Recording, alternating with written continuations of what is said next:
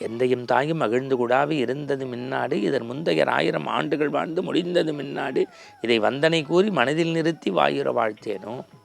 சர்க்கரை பொம்மையைப் போல தானும் கரைந்து தண்ணீரையும் இனிவதாக்குவது போல ஆன்மீக இறை வழிபாடு மகோ உன்னத விஷயங்களில் நாமும் ஈடுபட்டு நம்மை சார்ந்தவர்களையும் இன்பப்படுத்துவதுதான் வழிபாட்டின் நோக்கம்.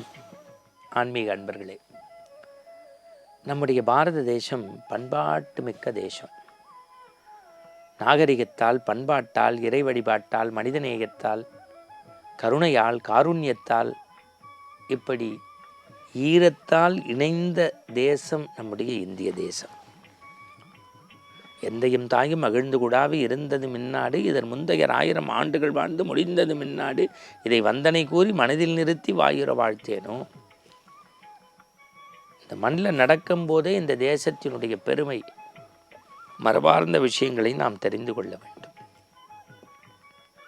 இன்னைக்கு வழிபாட்டை குறித்து அவரவர்கள் எழுதுகிறார்கள், அவரவர்கள் பேசுகின்றார்கள். ஆனால் வாழ்க்கை எப்படி நமக்கு வழிபாட்டை சொல்லித் தருகிறது?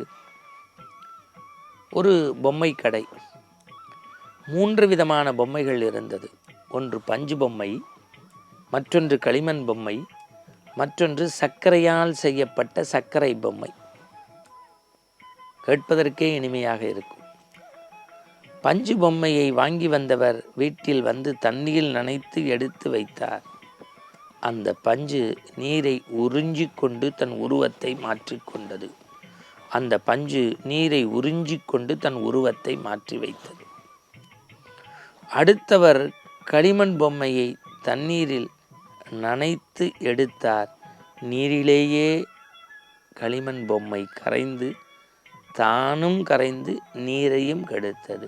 தானும் கரைந்து நீரையும் கெடுத்தது. அடுத்து சர்க்கரை பொம்மையை எடுத்து வந்தவர்கள் நீரில் தடைத்தார்கள். தானும் கரைந்து தண்ணீரையும் இனிப்பாக்கியது. தானும் கரைந்து தண்ணீரையும் இனிப்பாக்கியது.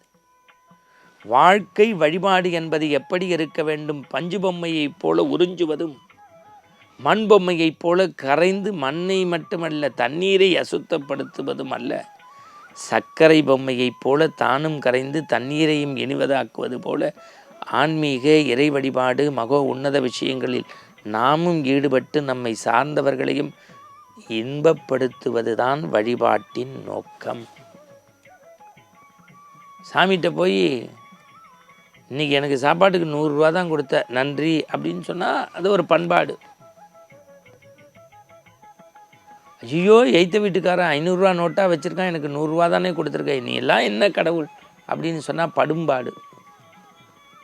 சுவாமி, எவ்வளோ பெரிய மனம் படைச்சவன், எனக்கு 100 ரூபா கொடுத்துட்டா. இந்த உலகத்தில் எத்தனை கோடி பேர் இருக்காங்க, எத்தனை ஜீவராசி, எல்லாருக்கும் இந்த 100 ரூபாயாவது கிடச்சி நல்லா இருக்கணும், நீ தான் அருள் புரியணும்னு வேண்டிக்கிட்டா அதுக்கு பேர் வழிபாடுன்னு பேர். பண்பாடு வேறு, படும்பாடு வேறு, வழிபாடு வேறு.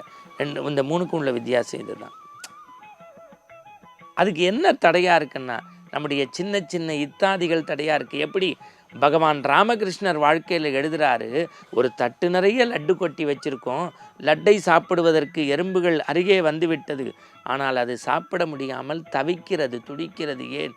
அதை சுற்றி இருக்கக்கூடிய சர்க்கரை கோலத்தில் தன்னுடைய நுனி நாக்கை பட்டுவிட்டவுடன் இனிப்பு கிடைத்துவிட்டது என்கின்ற இன்பத்தில் திரும்பி விடுகிறது.